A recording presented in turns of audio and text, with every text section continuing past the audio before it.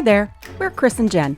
We're a couple of hardworking Canadians, and where we live, the weather is cold 6 months of the year. We own a boat and absolutely love boating. The season is short, and because of Chris's work, many years the boat didn't even go in the water. One of the other things we love to do is diving. My happy place. We dreamt of a place where we could move the boat and eventually retire. Chris did a lot of research, and we found what we think is the perfect place for us. We bought 5 acres of an untouched jungle on a floodplain in a developing country. Crazy, right? And even though we were told there is a road, we later found out there isn't. Now what?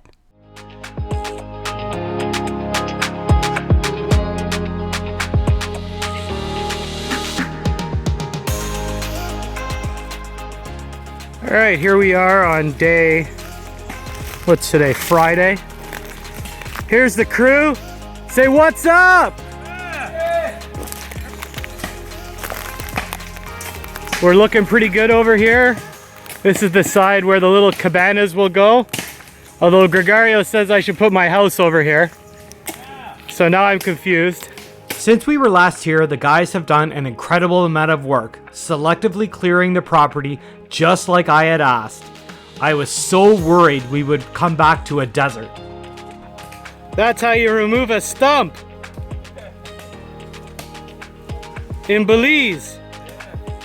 If I had a road, we could get a tractor to do it. But no road. Spent all week working from dawn till dusk with the guys, and one of our main projects was increasing the size of the first garden and making it more secure. Those damn crabs. The rest of the time was spent clearing more trees and marking more for removal. All right, been here a week. This is the first day. The morning isn't absolutely spectacular. It looks like a little bit of rain. Here's where I'm staying, the White Horse Guest House, Lorraine and Carl. Here's my shoes. This is what happens when you're cutting with a chainsaw every day. You can probably hear it in my voice. I'm exhausted, but I couldn't be happier. I have to use the rental as a garage for all my equipment, and it always does take me a few days to acclimatize to the heat, but I always push through. On Sundays, I get a break from trying to keep up with the hardworking Mayans, so I headed back to the property to just light some burn piles. I can't believe how great the property is starting to look.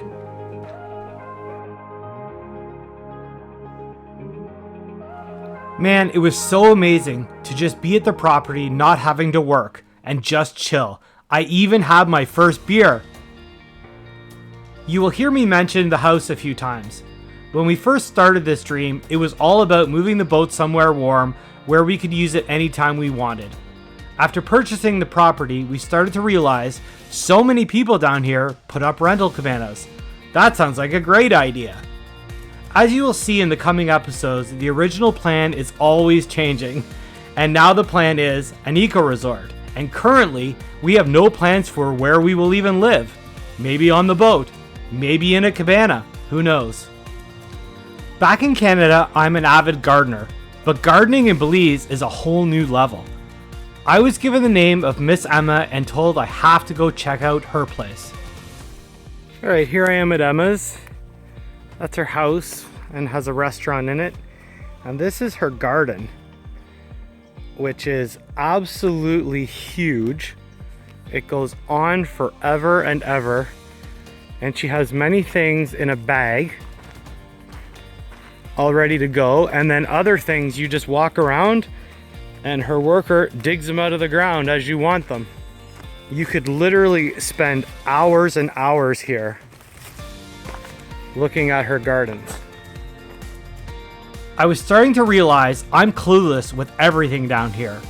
The variety of choices is staggering. I want them all. I quickly gave up trying to remember the names, and I was just hoping to remember, are the plants sun or shade? Here are all her orchids and bromeliads, which she doesn't sell. You have to become a special friend. So hopefully someday we will be. And she gives them away to friends. But some of the orchids are just spectacular. Like, look at that. I spent the entire day at Miss Emma's. She even made me lunch in her restaurant, and it was amazing. I loaded up my second trip. I will be back many times, I'm sure. This trip was coming to an end, so I made sure I went to one of our favorite restaurants, Pear's Place, for an amazing meal. I was packing to leave. I got so much done. This time I was alone and Jen wasn't able to come. Many of the trips I am by myself, as Jen has to stay back with Emily being in school. As you have seen, these are far from vacations. I get up at 5 a.m. I do some work for my business back home and spend the entire day working in the tropical sun, not stopping until dark. I always head to the property the morning before I leave and do a wrap-up video for Jen. She wants to be here so bad. The least I can do is show the progress being made. I never would have thought that those videos that I've been making for her would be the main footage that I would use for a YouTube channel. The garden looked great, but we had to haul all the soil from Dawn's. Man, we need a road. So that's all the way through, where probably the driveway would come from the house, right down, house would be here, and it is looking good. The more we open it up, the better it gets. To think 8 months ago, you couldn't even walk through any of the property, and now we've cleared the majority of what we want done, from the back all the way to the river. Some huge piles to burn over here that hopefully they'll get rid of in the next few weeks, assuming this rain stops. Apparently the rain is supposed to rain every day now for like a week. So I got incredibly lucky that we were able to work every day out here. Yesterday it rained a bit, but we were able to work every day out here and get what I wanted to get done. We left most large trees at the river to help with erosion caused by the boats. And again, this is where the main part of the business will be run, in this open section.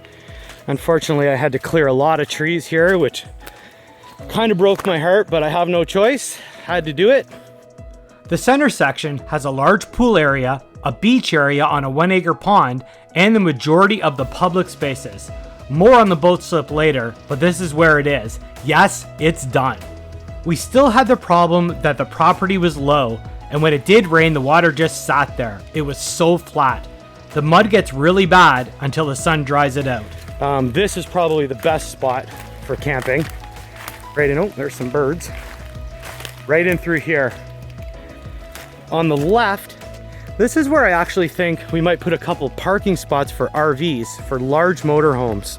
That's where the road would come in. Split these big trees, come right through here. If we end up going through Dawn, the road would come from that way and come through.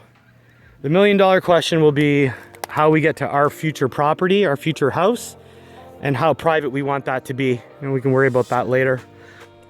Ah yes, the road in. I have spent so much time on this.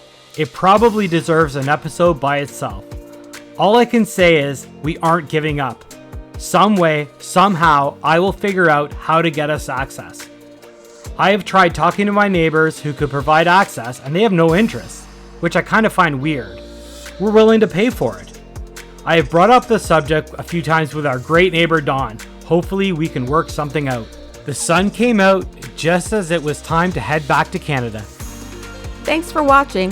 If you liked the video, hit the thumbs up and don't forget to subscribe. This is our story from the beginning. For real-time updates, follow us on social media.